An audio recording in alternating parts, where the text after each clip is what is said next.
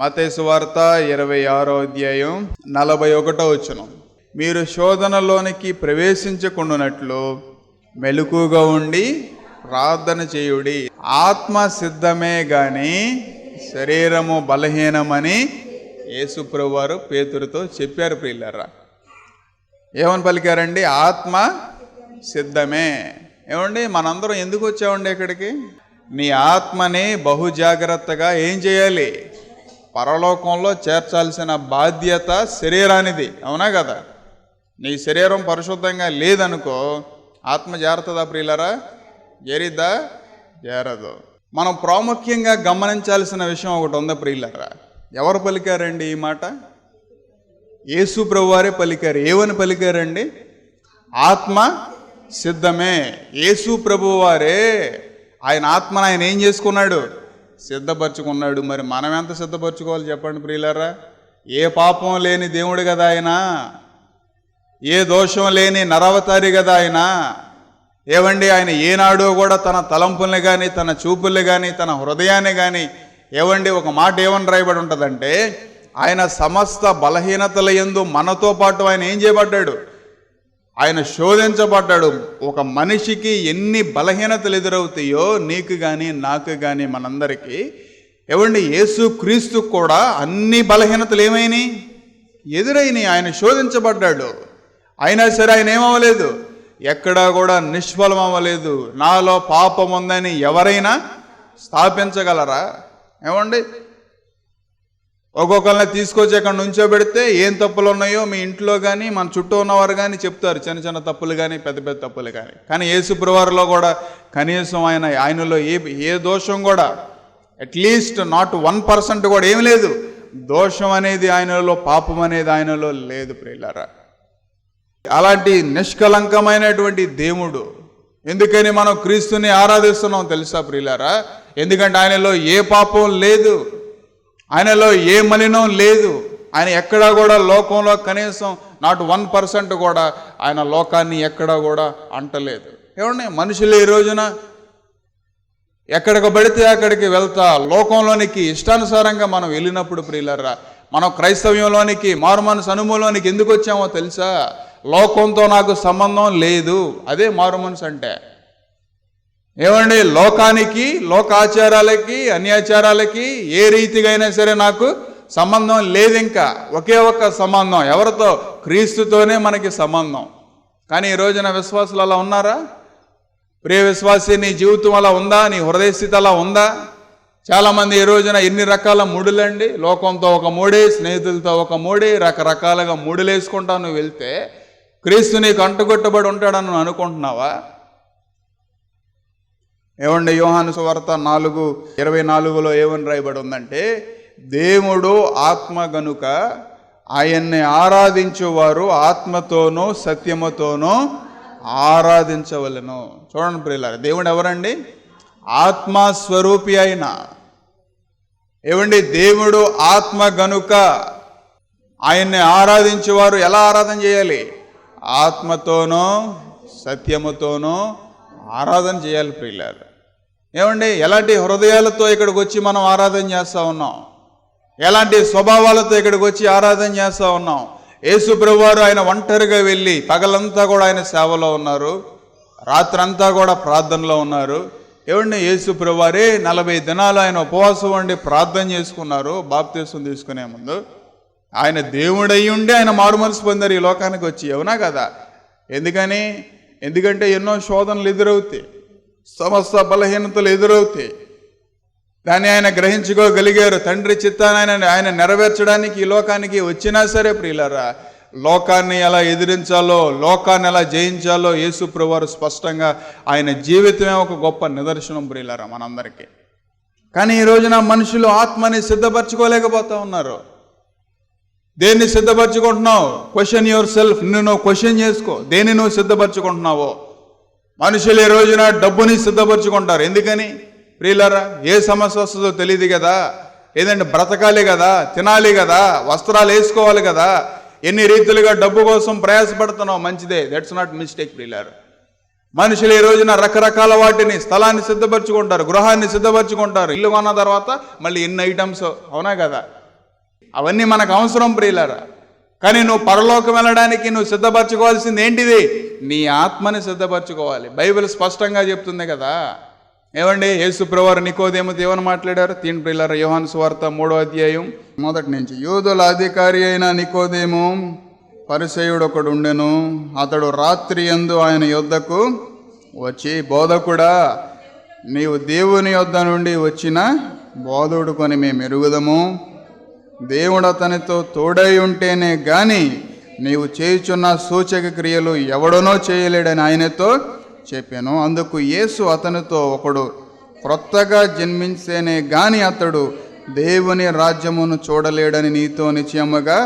చూడండి ప్రియులారా, ఇక్కడ నికోదేము యేసు ప్రభువారిని హీస్ పాయింట్అవుటింగ్ ద క్రైస్ట్. ఏమని పాయింట్అవుట్ చేస్తున్నాడంటే, చూడండి ప్రియులారా, నువ్వు దేవుని యొద్ద నుండి వచ్చిన బోధకుడు అనియు మేము ఎరుగుదము, వి నో దట్. తర్వాత ఏమని రాయబడి ఉందో చూడండి ప్రియులారా, దేవుడు నీకు తోడై ఉంటేనే కానీ నువ్వు చేయుచున్న సూచక క్రియలు ఎవడునూ చేయలేడు. ఏమండి, ఇక్కడ చూడండి, ఇక్కడ మనం అర్థం చేసుకోవాల్సిన విషయం ఒకటి ఉంది. అదేంటంటే, యేసు ప్రభువారు ఎన్నో సూచక క్రియలు చేశారు, అవునా కదా? యేసు ప్రభువారు గుడ్డివారిని బాగు చేశారు, చనిపోయిన వారిని ఆయన తిరిగి లేపాడు, అనేక మందిని ఆయన స్వస్థపరిచాడు. యేసు ప్రభువారు ఎన్నో అద్భుతాలు చేశాడు. ఇక్కడ నికోదేము కూడా, నువ్వు దేవుని దగ్గర నుంచి వచ్చావు కాబట్టి నువ్వు ఇన్ని కార్యాలు చేయగలుగుతున్నావు, నువ్వు బోధకుడు కాబట్టే, దేవుడు నిన్ను పంపించాడు కాబట్టే నువ్వు ఇన్ని సూచక్రియలు మా మధ్యలో నువ్వు చేయగలుగుతున్నావు అని చెప్తే, యేసు ప్రభువారు ఆయనకి ఏం చెప్పారంటే, చూడండి పిల్లలు, కూడా వచ్చిన నేను చూద్దాం పిల్లలు. అందుకు యేసు అతనితో, ఒకడు క్రొత్తగా జన్మిస్తేనే గాని అతడు దేవుని రాజ్యములో చూడలేడని నీతో నిశ్చయముగా చెప్పుచున్నాను. నికోదేము దాని గురించి మాట్లాడలేదే. నికోదేము దేవుడి దగ్గరికి వెళ్ళి అది కూడా అడగలేదే. పరలోక రాజ్యం వెళ్ళాలంటే ఏం చేయాలని నికోదేము అడిగాడా ప్రియులరు? అక్కడ యేసు ప్రభువారిని అడగలా. కానీ ఏమంటున్నాడు యేసు ప్రభుతో? నువ్వు ఎన్నో సూచక్రియలు చేసావు, నువ్వెన్నో అద్భుతాలు చేసావు, కానీ దేవుడు దేని గురించి మాట్లాడుతున్నాడు ప్రియులరా? ఒకడు క్రొత్తగా తిరిగి జన్మిస్తేనే కానీ ఎక్కడికి చేరరు వాళ్ళు? దేవుని రాజ్యంలో, అంటే పరలోక రాజ్యంలో వారు చేరరు. తర్వాత ఏమని రాయబడి ఉందో చూడండి పిల్ల. అందుకు నికోదేము, ముసలివాడనైనా నేను మనుషులు ఎలాగూ జన్మించగలడు? రెండవ మారు తల్లి గర్భంలో ప్రవేశించి జన్మించగలడా అని ఆయనను అడుగగా, యేసు ఇట్లా, నేను ఒకడు నీటి మూలముగాను ఆత్మ మూలముగాను జన్మిస్తేనే గాని దేవుని రాజ్యములో ప్రవేశించలేడని నీతో నిశ్చయముగా చెప్పుచున్నాను. చూడండి ప్రియులారా, ఈ రోజున చాలామంది దేవుని మందిరానికి వచ్చి, ఈ రోజున చాలామంది రకరకాల చోట్లకు వెళ్ళి అద్భుతాల కోసం, ఆశ్చర్యాల కోసం, ఆశ్చర్య కార్యాల కోసం. ఏమండి, నికోదేము కూడా దేవుని దగ్గరికి వచ్చి ఆయన ఏం అడగలా వాస్తవానికి. ప్రభా, నా ఇంట్లో ఈ సమస్య ఉంది, ప్రభా పోనీ నాకు పలానా జబ్బు ఉంది, నాకు ఇది కావాలి అని ఆయన అడగలేదు ప్రియులారా. కానీ ఆయన దేవుడిని పొగుడుతున్నాడు. ఏమని పొగుడుతున్నాడంటే, నువ్వు దేవుని చేత పంపించబడ్డావు కదా, అందువల్లే నువ్వు ఈ కార్యాలన్నీ చేయగలుగుతున్నావు కదా అని చెప్తే, యేసు ప్రభువారు ఆయన మాటల్ని ఎక్కడికి తీసుకెళ్లారండి? ఒకడు క్రొత్తగా జన్మిస్తేనే కానీ, అంటే మారు మనసులోనికి తీసుకెళ్లారు ప్రియులారా. ఈ రోజున బోధల మారు మనసులోనికి తీసుకెళ్తున్నాయా అండి? ఏమండి చెప్పండి ప్రియులారా. ఆశ్చర్య కార్యాల గురించి మాట్లాడుతుంటే దేవుడేమో నికోదేము యొక్క మనస్సుని, దేవుడేమో నికోదేము యొక్క ఆలోచనని దేని వైపు తిప్పారండి? మారు మనసు వైపు. అంటే ఒక నూతన జన్మ కావాలి, మారు మనసు పొందాలి. ఏమంటే కొంతమంది కేకలేయడం గొప్ప అనుకుంటారు స్టేజ్ ఎక్కి ప్రియులారా. ఏమంటే కొంతమంది రకరకాలుగా చెప్తే ఇట్స్ వెరీ గ్రేట్ అనుకుంటారు అంతే. ఈ రోజున దేవుని మందిరానికి వచ్చి హృదయం సరి చేసుకోవడానికి దేవుని మందిరానికి రావాల్సిన నువ్వు దేవుని సన్నిధిలో కూర్చుని, నా హృదయ స్థితి ఎలా ఉంది, నా ఆత్మీయ స్థితి ఎలా ఉంది, నేను పడుతున్నానా, నేను నిలబడుతున్నానా, నిలబడగలుగుతున్నానా, నా మారు మనసు నిలబడుతుందా అని నువ్వు పరీక్షించుకోవాల్సింది పోయి, ఏమండి మనుషులు ఈ రోజున అలాంటి భావనతో వస్తున్నారండి. అరే, ఇక్కడ వీళ్ళు వాక్యం బాగా చెప్పారే, ఇక్కడ కార్యాలు బాగా జరుగుతున్నాయే, ఇక్కడ ఇది ఉంది, అక్కడ అది ఉంది. నికోదేము కూడా అలాంటి మనసుతోనే వచ్చాడు యేసుక్రీస్తు దగ్గరికి. కానీ నికోదేము, ఒకడు నీటి మూలంగాను ఒకడు ఆత్మ మూలంగాను జన్మించాలి. ఏమండి, యేసుప్రభువు అక్కడ రెండు మాటలు పలికారండి, నీటి మూలంగాను ఆత్మ మూలంగా. ఆత్మ మూలంగా జన్మించడం అంటే ఏంటి ప్రియులరా? మారు మనసు పొందడమే, దేవుని ఆత్మని సంపాదించుకోవటమే, నీ ఆత్మని నువ్వు సిద్ధపరచుకోవటమే. మనుషులు ఈ రోజున ఆత్మని సిద్ధపరచుకోవాల్సింది బదులుగా వేటినో సిద్ధపరచుకుంటున్నారు ప్రియులారా. దేవుని మందిరానికి కూడా వచ్చి నువ్వు వేటినో సిద్ధపరచుకుంటున్నావు. దేవుడేమో ఎక్కడో నీకు దూరంగా ఉన్నాడు. నీ దోషాలు, నీ పాపాలు దేవుణ్ణి ఎక్కడో ఉంచినాయి. ఏమండి, అంత దూరంలో ఉన్న ఆ క్రీస్తుని సంపాదించుకోవాల్సిన మనుషులు ఈ రోజున ఆశ్చర్య కార్యాల కోసం, అద్భుతాల కోసం మనుషులు పరిగెడుతూ ఉన్నారు. బహుశా నీ ఆలోచన, నీ మనసు అలా ఉందేమో. డీలరా కొన్నిసార్లు అలాంటి మనసు వస్తుంది మనలోనికి. కానీ మనం ఏం చేయాలంటే నీటి మూలంగాను ఆత్మ మూలంగాను ఏం చేయాలి? జన్మించాలి. డీలరా స్పర్జన్ గారు ఒక మాట పలికారు, ఏంటో తెలుసా? ఏమండి, there is no use in having a God అని పలికాడు. అంటే దానికి అర్థం ఏంటంటే దేవుణ్ణి కలిగి ఉండటం వల్ల నో యూజ్ అంటే ఏంటి? ఉపయోగం లేదు. ఎందుకంటే if you don't know how to use him అని పలికాడు పిల్లలు. దేవుణ్ణి నీ జీవితంలో ఎలా ఉపయోగించుకోవాలో నీకు తెలియకపోతే దేవుణ్ణి కలిగి ఉండటం వల్ల ఎలాంటి ఉపయోగం లేదు. అదే దాని అర్థం ప్రియులారు. అసలు దేవుడు ఎందుకు వచ్చాడు, దేవుడిని ఎందుకు మన హృదయంలోనికి చేర్చుకోవాలి, దేవుడి దగ్గరికి ఎందుకు రావాలనే విషయాన్ని నువ్వు గ్రహించకపోతే అంటే ఇండైరెక్ట్గా అర్థం ఏంటి?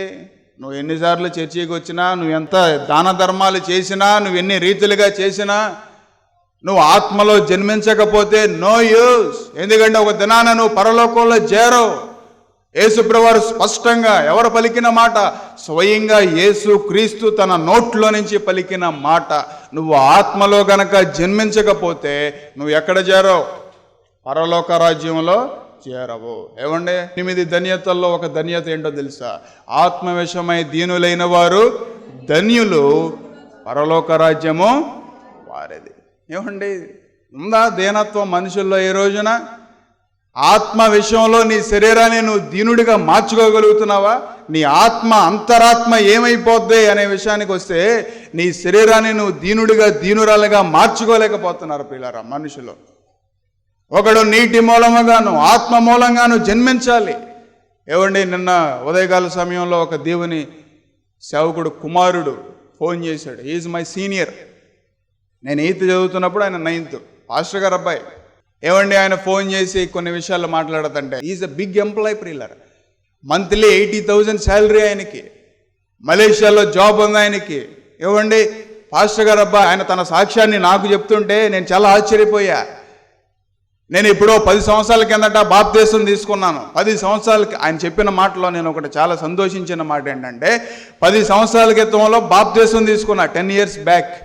అంటే ఎలా జన్మించాడు? నీటి మూలంగా జన్మించాడు. అయిపోయింది అంతే. అదే భక్తి అనుకున్నా, అదే క్రైస్తవ్యం అనుకున్నా, నా ఇష్టానుసారంగా వెళ్ళిపోయా. ఎంతవరకు వెళ్ళిపోయాడో తెలుసా ప్రియులారా లోకంలో? ఏవండి, పబ్బులకని ఒక పాస్టర్ గారు అబ్బాయి, పబ్బుల్లో ఒక పాస్టర్ గారు అబ్బాయి తన కొలీగ్స్తో అమ్మాయిలతో కలిసి తిరుగుతా ఏమండి నిర్మోహమాటంగా చెప్పాడండి ఆయన హృదయ స్థితి అంతా కూడా. నిర్మోహమాటంగా చెప్పాడండి ఆయన చేసిన తప్పులన్నీ కూడా. ఎందుకో తెలుసా? మారు మనసు పొందా నేను. తమ్ముడు, 3 సంవత్సరాల కిందట నేను మారు మనసు పొందినప్పుడు, ఆయన ఆత్మని సంపాదించుకున్నప్పుడు, ఆత్మ మూలంగా నేను జన్మించినప్పుడు లోకానికి నేను వ్యతిరేకం అయిపోయా ఆ క్షణమే. ఏమండి, ఎవరైతే లోకానికి వ్యతిరేకం అవుతారో, ఎవరైతే దేవునాత్మని సంపాదించుకుంటారో నిర్మోహమాటంగా చేసిన పాపాన్ని, చేసిన దోషాన్ని ఒప్పుకుంటారంతే. ఎంత పబ్లిక్లో అయినా సరే. నువ్వు ఒప్పుకోగలుగుతున్నావా? ఏమండి, కొంతమంది దేవుని సన్నిధిలోకి వెళ్ళి ఒంటరిగా ఉండి ప్రార్థన చేసేటప్పుడే వారికి మొహమాటం. అమ్మో, ఏమండి, ఒప్పుకోవడానికి. అరే, నీ నోట్లో నుంచి, నీ హృదయంలో నుంచి ఏమండి నీ ఒక పొరపాటుని, ఒక తప్పుని ఒప్పుకోవడానికి నువ్వు అంత మొహమాట పడుతున్నావే దేవుని దగ్గర. ఓ దినాన్ని వెళ్ళి దేవుని ఎదురుగా నిలబడితే దేవుడు కూడా ఏమవుతాడండి? బైబిల్ ఏమని రాస్తుంది? నన్ను చూసి సిగ్గుపడిన వారిని చూసి నేనేమవుతా, నేను కూడా ఏం చేస్తాను? దేవుడు కూడా సిగ్గుపడతాడు ప్రియులారా. అలాగే ఉండిపోతావా లోకంలో? ఏ దోషాలైతే నీలో ఉన్నాయో ఆ దోషిగానే నువ్వు మిగిలిపోతావా? ఏ పాపాలైతే నీలో ఉన్నాయో ఆ పాపాలతోనే నువ్వు మిగిలిపోతావా? ప్రియులారా, మనుషులు ఈ రోజున ఏవండి ఆత్మ మూలంగా జన్మించాలి అనేటువంటి విషయాన్ని ఏవండి ఒక మాటలో చెప్పాలి అంటే ఈ వాక్యాలన్నీ కూడా, ఈ మాటలన్నీ కూడా మరుగున పడిపోతున్నాయి అంతే. యేసుప్రభువారు పలికిన మాట, అరే నికోదేమో యేసుప్రభువారు చేసిన సూచక కార్యాల గురించి మాట్లాడాడు, కానీ యేసుప్రభువారు ఆయన్ని యూటర్న్ తిప్పారు. కమాన్, ఇది కాదు, తిరుగు, ఇటు తిరుగు, ఇటు తిరిగి ఇటు చూడు. నేను ఎందుకు వచ్చానో తెలుసా? నీటి మూలంగా, ఆత్మ మూలంగా. ఒక మనిషిని, పాపిని ఏమండి తిరిగి జన్మింపజేయడానికి ఈ లోకానికి వచ్చాను ప్రియులారా. ఏమండి సెయింట్ జోర్మి అనేటువంటి దేవుని సేవకుడు ఏం పలికాడంటే, a false interpretation of scriptures causes the gospel of the Lord become the gospel of men అని పలికాడు పిల్లరా.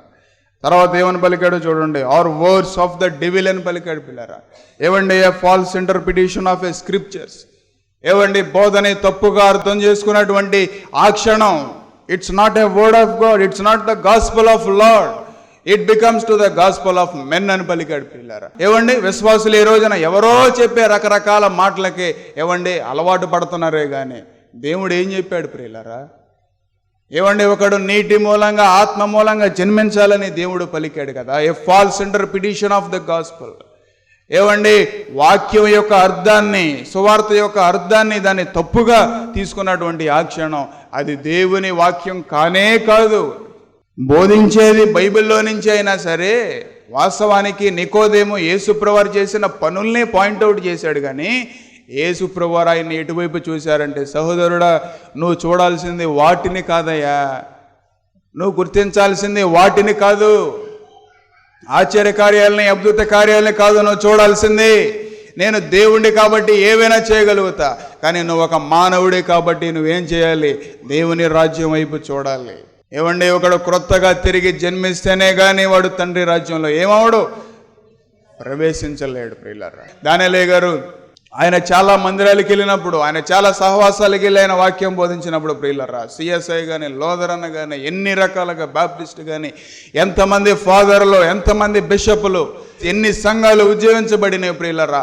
ఆ ఫాల్స్ ఇంటరప్షన్ ఆఫ్ గాస్పెల్ అంతా కూడా, తప్పుడు యొక్క బోధలు, తప్పుడు యొక్క సువార్తలన్నీ కూడా ఏమండి ఇక్కడ యేసు ప్రభువారు సూచక క్రియలు, అద్భుత క్రియల వైపు ఉన్నటువంటి తన మనస్సునే ఏమండి నూతనంగా జన్మించాలి అనేటువంటి ఆలోచన వైపు నికోదేమని ఎలా తిప్పారో ప్రియులారా.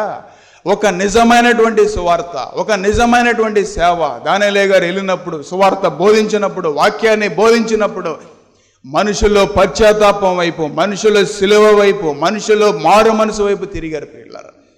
దేవుడు ఆత్మస్వరూపి గనక ఆయన ఆరాధించేవారు ఆత్మతో సత్యముతో ఆరాధన చేయాలి. ఏమండి యేసుప్రభువారు ఏమని పలికారు? నేనే సత్యాన్ని అని పలికాడు ప్రియులారా. ఏమండి ఎవరైతే ఆత్మలో జన్మిస్తారో వారి వెనకమాల ప్రార్థనాత్మ ఉంటుంది. ఎవరైతే ఆత్మలో జన్మిస్తారో, నేను కూడా మారుమనసు పొందినప్పుడు ఏమండి సాల్మన్ తాత గారని, నేను చిన్న కుర్రోడినే, 12 సంవత్సరాల వయసులో ఉన్న కుర్రోడిని. ఆయన ఏం చెప్పాడంటే, బాబు నువ్వు ప్రతిరోజు బాగా ప్రార్థన చేసుకొని ఒక మాట చెప్పాడు ఆయన. ఏమండి మా ఇంట్లో కూడా కూర్చోబెట్టి భక్తుల చరిత్రలు చదివినప్పుడు అందరు భక్తుల యొక్క జీవితాల్లో ఒకటి కనబడుతుంది. ఏంటో తెలుసా? ప్రార్థన. మనుషులు ఈ రోజున ప్రార్థనాత్మ లేదు వారిలో, దేవుని ఆత్మ లేనే లేదు నీకు. అటో గంతు ఇటో గంతు వేస్తా మనుషులు ఈ రోజున ఇష్టానుసారంగా బ్రతికితే దేవుని ఆత్మ నీ దగ్గర ఉంటుంది అనుకుంటున్నావా? దేవుడు నీ ఇంట్లోకి వచ్చి కార్యాలు చేస్తాడని నువ్వు అనుకుంటున్నావా? ఎలా అనుకుంటావు నువ్వు? దేవుడు చేస్తాడు, అయ్యో నేను ప్రార్థన చేస్తున్నానే, నా పరిస్థితులు అయిపోయింది, దీనికోసం నేను ప్రార్థన చేస్తున్నానే అని నువ్వు అనుకుంటున్నావు. పక్కన నువ్వు ఆత్మ మూలంగా జన్మించుకోకుండా, దేవుని ఆత్మ నీలో లేకోకుండా దేవుడు ఎలా కార్యాలు చేస్తాడు ప్రియులారా? మన జీవితాల్లో చేయడు కదా. దేవుని దూరం పెట్టేసావు కదా నువ్వు. ఏమండి దేవుని సన్నిధిని నీ ఇంట్లో లేకపోతే, నీ హృదయంలో లేకపోతే ఎలా నిలబడగలుగుతావు? నువ్వు నిలబడలేని స్థితిలో ఉంటావు, నువ్వు బలహీనంగా ఉంటావు ప్రియులారా. కాబట్టి మనం నీటి మూలంగాను ఆత్మ మూలంగాను జన్మించాలి ప్రియులారా. నీటి మూలంగా ఎలా అయినా జన్మిస్తారు. పాస్టర్ గారి దగ్గరికి వెళ్తే ఏమండి నీకు ప్రార్థన చేసి తండ్రి కుమార పరిశుద్ధాత్మనామంలో నీకు బాప్తిస్మం ఇస్తారు, అది సింపుల్గానే అయిపోద్ది. కానీ ఆత్మ మూలంగా జన్మించడం చాలా ప్రాముఖ్యమైనది ప్రియులారా. ఒక రోజున ఒక చిన్న కుర్రోడు, బిలో టీనేజ్లో ఉన్నటువంటి ఒక చిన్న బాలుడు, ఆయనకి అనారోగ్యం వచ్చిందండి ప్రియులారా. భయంకరమైనటువంటి అనారోగ్యం. ఏ అనారోగ్యం తెలియదు కానీ మరణానికి జీవానికి మధ్య పోరాడుతూ ఉన్నాడు ఆ చిన్న కుర్రాడు ప్రియులారా. పోరాడుతూ ఉంటే ఏమండి ఆ యవనస్తుడు కోసం దేవుని సేవకుడు ప్రార్థన చేస్తూ ఉన్నాడు. చాలా భారంగా ప్రార్థన చేస్తూ ఉన్నాడు. ఎంత భారంగా ప్రార్థన చేస్తూ ఉన్నాడంటే ఆయన మోకరించి ప్రార్థన చేసి 12 అయింది, 1 గంట అయింది, 2 అయింది, 3 అయింది. ఆయన 3 వరకు ప్రార్థన చేస్తా ఉంటే దేవుని స్వరం ఆ దేవుని సేవకుడికి వినపడిందంట ప్రియులారా. ఏమనో తెలుసా? ఆ చిన్న కుమారుడు చనిపోడు, నీ ప్రార్థన ఆపు, ఇంకా చాలు. ఆ చిన్న కుమారుడు చనిపోడు అని చెప్తే దేవుడు మాట్లాడిన తర్వాత లేచాడంట ప్రియులారా దేవుని సేవకుడు. లేచిన తర్వాత ఏమండి అప్పుడు వెళ్ళి ఆయన ప్రశాంతంగా పడుకుంటే ప్రియులారా ఏమండి, మరణ పడక మీద ఉన్నటువంటి ఆ చిన్న బాలుడు రోజు రోజుకి కూడా ఏమవుతున్నాడు? రికవర్ అవుతున్నాడు. ఈ రోజున ఎలాంటి స్థితిలో ఉన్నాడో తెలుసా? ఒక దేశంలో ఆయనకి ఒక ఓన్ కంపెనీ ఉంది, సొంత కంపెనీ ఉంది ప్రియులారా. ఇలాంటి కార్యాలు జరుగుతున్నాయా మన మధ్యలో? జరగట్లేదు. ఎందుకని? దేవుని ఆత్మ లేదు. ఎందుకని? స్పష్టంగా మనకు అర్థమవుతుంది. దేవుని ఆత్మని మనం సంపాదించుకోవాల్సింది బదులుగా దేవుని ఆత్మని సంపాదించుకోకుండా మనుషులు ఈ రోజున రకరకాలుగా పరిగెడుతున్నారే కానీ, ఏమండి, మొదట నా నీతిని, రాజ్యాన్ని వెతకండయ్యా అని యేసుప్రభువు వారు చెప్తే, దేవుడు పలుకుతుంటే మనం దాన్ని విడిచిపెట్టేసి మనకేం కావాలో వాటి కోసం మనం పరిగెడుతున్నాం. కాబట్టి ప్రియ సహోదరి సహోదరుడా, దేవుని ఆత్మని సంపాదించుకో. ఒకడు నీటి మూలంగానో ఆత్మ మూలంగానో మనం జన్మించాలి. ప్రియులారా, చాలామందికి ఈజీ ప్రాసెస్ కావాలి. ఏమండి, ఇన్స్టెంట్ డిమార్ట్లోకి వెళ్ళి కొన్ని ఇన్స్టెంట్ ఫుడ్ ఐటమ్స్ ఉంటాయి. సూపర్ మార్కెట్లోకి వెళ్తే ఇన్స్టెంట్ ఫుడ్ ఐటమ్స్ ఉంటాయి. అందులో హాట్ వాటర్ పోసామనుకోండి, ఏమవుతుంది? ఒక 3 to 5 minutesలో రెడీ అయిపోగానే రెడీ టు సర్వ్. ఏమండి, వేడివేడిగా మనం ఏం చేస్తాం? తినేస్తాం. అప్పుడప్పుడు తెచ్చుకుంటాను నేను కూడా. ఎందుకని? స్పీడ్గా అయిపోవాలి కదా. అవి తెచ్చి అవి పొయ్యలిగిచ్చి అవి ఉండి అయ్యేసి ఇయ్యేసే లోపు ఆకలి ఏమవుతుంది? డబల్ అవుతుంది. అందుకే ఈజీగా వేడి నీళ్ళు పోసేసుకున్నాం అనుకో, ఒక 5 నిమిషాల్లో ఏమైపోద్ది? Ready to eat. ప్రియులారా, చాలామందికి మందిరానికి వచ్చేసి ఏమండి ఒక వాక్యం వినేసి రెడీ, అంతే. దేవుడు చేసేయాలి కార్యాలు అంతే. ఏమండి, దేవుడు నీలోనికి వచ్చేసి నీ ఇంట్లోనికి వచ్చేసి ఏ అప్పులు ఉన్నాయో, ఏ సమస్యలు ఉన్నాయో, ఏ ఇబ్బందులు ఉన్నాయో అన్నీ తీసేసేయాలి అంతే. దేవుడికి చోటిచ్చినట్టు అనుకుంటున్నావా అది? ఏమండి, మనుషులు ఈ రోజున ఎలాంటి భావన, ఎలాంటి ఆలోచనలు ప్రియులారా? దేవుని సన్నిధికి వచ్చి దేవుని వాక్యం ఏమి సెలవిస్తుంది? ఒకడు నీటి మూలంగాను ఆత్మ మూలంగాను జన్మించగలుగుతున్నావా? అరే, యేసు ప్రభువు ఆయన ఆత్మని సిద్ధపరచుకున్నాడు కదా. ఏమండి, యేసుక్రీస్తులో ఆత్మ ఉందా అండి? ఉందా ప్రియులారా? ఆయనలో ఉన్నటువంటి ఆత్మని ఆయన సిద్ధపరచుకుంటున్నాడు. ఎంతవరకు సిద్ధపరచుకున్నాడో తెలుసా ప్రియులారా? ఆయన సిలువలో వేలాడతా నా దేవా ఏమని పలికాడు? తండ్రి, నీ చేతికి నా ఆత్మను అప్పగించుచున్నాను. అంతవరకు ఆయన సిద్ధపరచుకున్నాడు ఆయన ఆత్మని. నాన్న, నువ్వు శరీరాన్ని విడిచిపెట్టిన తర్వాత, తండ్రి నేను నీకు సంబంధించినటువంటి వ్యక్తి నేను చెప్పగలవా? నువ్వు పరలోకి వెళ్ళిన తర్వాత దేవుడే నిన్ను ఎదుర్కొంటాడు కదా. నీ ఆత్మని గనక నువ్వు సిద్ధపరచుకుంటే, నువ్వు గనక సిద్ధంగా ఉంటే, ఒక దినాన నువ్వు పరలోకి వెళ్ళిన తర్వాత దేవుడే నీకు ఎదురొస్తాడు కదా. దాన్ని మర్చిపోయావా? నా రాజ్యాన్ని సంపాదించుకోండి యేసుప్రభువారు పదే పలికారు కదా, తండ్రి రాజ్యాన్ని సంపాదించుకోండి.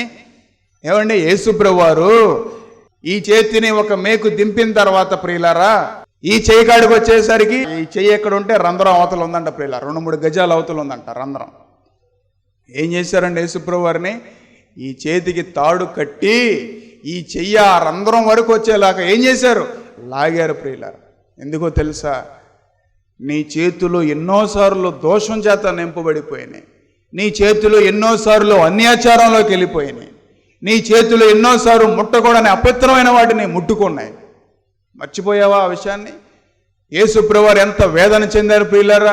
ఆయన కట్టేసి కొరడా పెట్టి కొడతంటే ఒకవైపు కొట్టిన తర్వాత ఇంకా కొన్ని కొరడా దెబ్బలు ఉన్నాయి, 39 కొరడా దెబ్బలు కొట్టాలి కదా. ఆయన ఈ పంతా కూడా దున్నబడిన తర్వాత కొడతానికి అక్కడ ప్లేస్ లేకపోతే యేసుప్రభువారు ఏం చేశారంటే, ఇటు తిప్పండి అయ్యా నన్ను. ఆయన ఈ పంతా కూడా అయిపోయింది, అంతా కూడా శరీరం అంతా కూడా చీల్చబడిన తర్వాత యేసుప్రభువారు ఇటు తిప్పి ఇటు కొట్టండి. ఎందుకని? ఇంకా కొన్ని దెబ్బలు మిగిలినాయి కదా మీ రూల్ ప్రకారం. నువ్వు కూడా అదే పని చేస్తున్నావు. ఎన్నిసార్లు దోషం చేసినా సరే, ఎన్నిసార్లు వాక్యం విన్నా సరే, దేవుణ్ణి ఏం చేస్తున్నావు అంటే ఇటు తిప్పి అటు తిప్పి ఇటు తిప్పి. ఏమండి, ఎన్నిసార్లు మన హృదయం అక్రమంలోకి వెళ్ళిపోయిన తర్వాత, ఎన్నిసార్లు నీ చేతులు, నీ మనసు, నీ ఆలోచనలు దోషంలోకి వెళ్ళిపోయిన తర్వాత దేవుడు ఇంకా ఆయన నిన్ను భరిస్తున్నాడు సిలువలో. ఎంతమంది గమనించగలుగుతున్నారు ప్రియులారా?